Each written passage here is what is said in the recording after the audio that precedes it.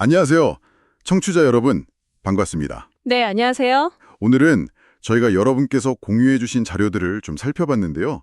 디파이에서 요즘 많이 얘기하는 자동화 수익 시스템에 대해 좀 더 깊게 이야기 나눠볼까 합니다. 아, 네, 그 오토 컴파운딩 말씀하시는 거죠? 맞습니다. 이언 파이낸스, 비피 파이낸스, 또 솔라나 쪽의 튤립, 프렌시움까지 이런 플랫폼들을 중심으로 한번 파헤쳐 보겠습니다. 일단 이 자동화 수익 시스템, 그러니까 오토 컴파운딩이라는 게 자산을 맡겨두면 이자를 알아서 다시 투자해서 복리로 불려주는 거잖아요. 네, 맞아요. 쉽게 말해서 그렇죠. 자동으로 복리 효과를 내주는 시스템입니다. 이게 뭐랄까, 바쁘신 분들이나 일일이 관리하기 좀 귀찮으신 분들한테는 상당히 매력적일 것 같아요. 그렇죠. 확실히 편리한 점이 있습니다. 그래서 오늘 이걸 좀 명확하게 뭐가 다르고 뭘 조심해야 하는지 알아보는 게 저희 목표입니다. 네, 좋습니다. 그럼 가장 많이들 아시는 연하고 비피부터 시작해 볼까요?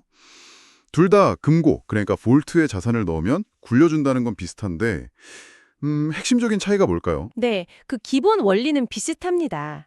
사용자가 이제 뭐 암호화폐나 아니면 유동성 공급하시는 분들은 LP 토큰 같은 걸 볼트에 예치를 하시면요. 네네. 그런 플랫폼이 미리 짜인 전략대로 예를 들면 뭐 특정 탈중앙화 거래소 DX에서 이자 농사를 짓는다던가 하는 방식으로 수익을 만들어요. 아하. 근데 중요한 건 여기서 얻은 보상 토큰 있잖아요. 이걸 자동으로 다시 원래 예치한 자산으로 바꿔서 그 볼트에 다시 넣는 거죠. 자동으로요? 네, 자동으로. 이게 바로 오토 컴파운딩이고요. 이걸 뭐 하루에도 여러 번씩 하기도 합니다. 복리 효과를 극대화하는 방식이에요. 와, 듣기만 해도 진짜 편리하네요. 그럼 이런과 비피의 그 결정적인 차이는 어디에 있을까요? 전략 아니면 접근 방식? 네, 맞습니다. 거기서 갈리는데요. 일단 연 같은 경우는 주로 이더리움 기반에서 운영되고요. 커뮤니티가 좀 검증하고 투표해서 정한 상대적으로 안정적인 그리고 수가 많지 않은 전략에 좀 집중하는 경향이 있어요. 아, 좀 안정성 위주군요. 그렇죠. 안정성을 좀 중요하게 본다고 할 수 있죠. 반면에 비피는 이더리움뿐만 아니라 폴리곤, 팬텀, 아비트럼, BSC 등 굉장히 다양한 블록체인을 지원하거든요. 오, 멀티체인이네요. 네, 그래서 훨씬 더 많은 종류의 볼트를 제공하고요. 새로운 수익 기회가 보이면 그걸 빠르게 포착해서 자동화하는 좀 더 공격적인 스타일이라고 볼 수 있습니다. 외부 개발자들이 만든 전략까지 활용하기도 하고요. 훨씬 더 유연하군요. 네, 유연하지만 그만큼 또 새로운 전략에 대한 검증이나 위험성 판단이 더 중요해지겠죠. 그렇군요. 아, 그러니까 좀 안정적인 걸 선호하면 이런 쪽으로, 좀 더 다양한 기회를 낮은 수수료로 노려보고 싶으면 비피 쪽을 고려해볼 수 있겠네요. 사용자 성향에 따라 갈리겠어요. 네, 정확합니다. 이런 자동화 시스템, 편리함은 정말 큰 장점인데 당연히 위험 요소도 있겠죠. 어떤 것들이 있을까요? 물론이죠. 가장 대표적인 위험은 역시 스마트 계약 자체에 혹시 모를 취약점이 있어서 해킹당하는 경우겠죠.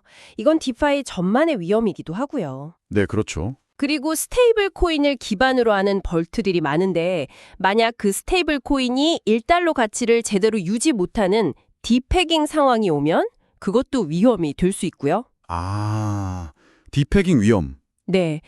또 플랫폼이 실행하는 그 전략 자체가 시장 상황이 급변하거나 해서 실패할 수도 있어요.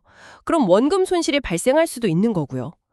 편리함 이면에는 항상 이런 기술적, 시장적 위험이 존재합니다. 아, 그리고 절대 빼놓을 수 없는데 수수료. 특히 가스비 차이가 크다고 들었어요. 이거 정말 중요한 문제 아닌가요? 네, 맞습니다. 이거 정말 중요하게 보셔야 하는데요. 열은 주로 이더리움 위에서 작동하니까 우리가 자산을 예치하거나 인출하거나 심지어 내부적으로 자동으로 재투자할 때마다 가스비가 발생하거든요. 네. 근데 이더리움 가스비가 비쌀 때는 이 비용이 몇천 원에서 심하면 몇만 원까지도 나올 수 있어요.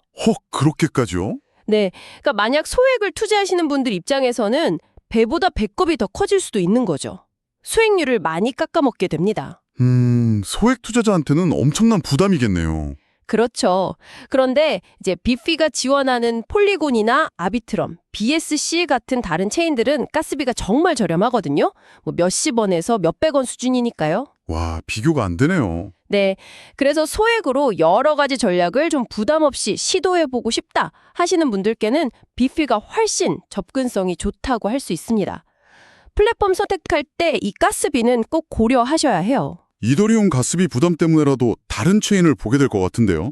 그럼 역시 빠르고 수수료 저렴한 솔라나 생태계도 안 볼 수가 없겠네요.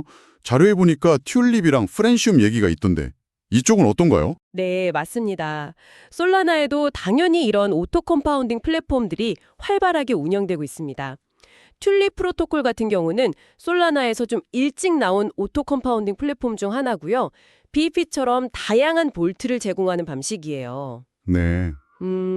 다만 튤립은 과거에 해킹 이슈가 좀 있었어요. 그래서 투자하실 때 이런 이력을 좀 염두에 두시는 게 좋고요. 아, 주의해야겠군요. 네. 그리고 프렌시움은 여기서 한 발 더 나아가서요. 기본적인 벌트 기능도 있지만 레버리지를 활용해서 이자 농사를 지을 수 있는 기능까지 제공해요. 레버리지까지요? 네. 그러니까 더 높은 수익률을 기대할 수 있지만 당연히 청산 위험도 훨씬 커지는 거죠. 이건 좀 고위험 고수익 전략에 해당한다고 볼 수 있습니다. 그렇군요. 위험 감수 성향이 높은 분들을 위한 거네요. 그렇죠. 이 두 플랫폼 모두 솔라나 기반이니까 낮은 수수료와 빠른 속도라는 장점은 공유하고 있습니다. 알겠습니다. 그럼 XRP는 좀 어떤가요? 자료를 보면 이런 시스템을 찾기가 좀 어렵다고 되어 있던데요. 네, 그게 맞습니다. 현재로서는 XRP 레저 위에서는 연이나 튤립 같은 그런 정교한 자동화 디파이 시스템은 거의 없다고 보시는 게 맞아요. 아, 왜 그런 건가요? 그 XRP 레저 자체가 원래 설계될 때부터 빠르고 효율적인 지불 시스템에 초점을 맞췄기 때문이거든요. 그래서 이더리움이나 솔라나처럼 개발자들이 아주 복잡한 스마트 계약을 자유롭게 만들고 배포하기에는 기능적인 제약이 좀 따릅니다. 아하, 태생적인 차이가 있군요. 네.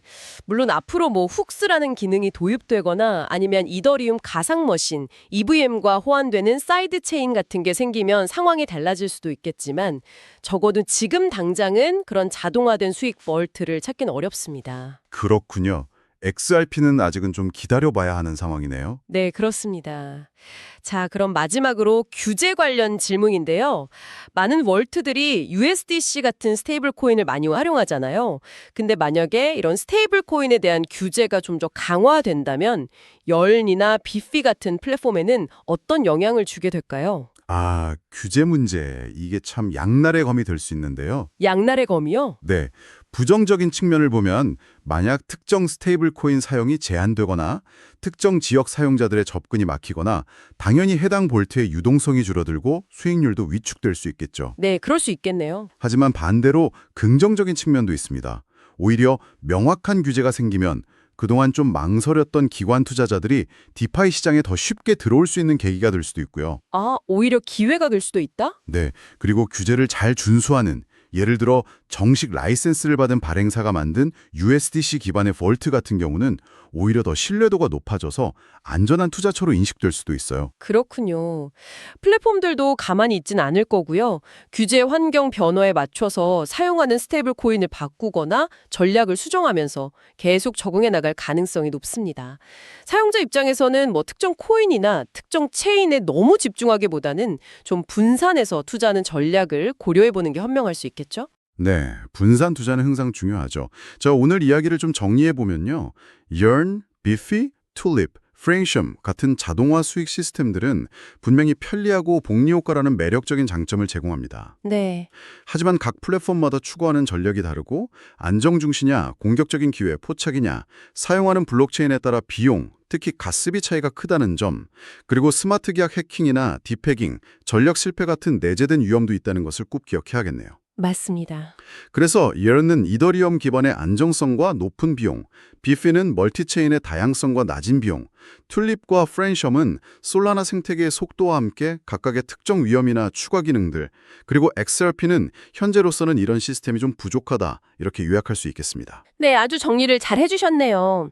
여기서 청취자분들이 한번 스스로 더 생각해 보실 만한 질문을 하나 던져보고 싶습니다. 오, 어떤 질문인가요? 앞으로 규제가 좀 더 구체화되고 또 XRP의 사이드 체인 도입 같은 블록체인 기술 자체도 계속 발전할 거잖아요. 네, 그렇죠. 그렇다면 이 플랫폼들이 사용하는 수익 창출 전략 그 자체는 과연 어떻게 진화하게 될까요?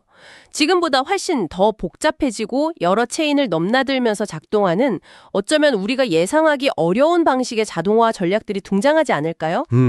흥미로운 질문이네요. 네. 그리고 만약 그렇다면 그런 진화가 우리 투자자들에게는 어떤 새로운 기회를 가져다 줄지 또 어떤 예상치 못한 새로운 위험을 만들어낼지 이런 부분들을 계속해서 관심을 가지고 지켜보는 것이 앞으로 디파이 투자를 하는 데 있어서 굉장히 중요하지 않을까 생각합니다. 와, 정말 생각해 볼 만한 지점이네요. 기술과 규제의 변화 속에서 전략 자체가 어떻게 변모할지 주목해야겠습니다. 오늘 심층 분석 정말 유익했습니다. 감사합니다. 네, 감사합니다.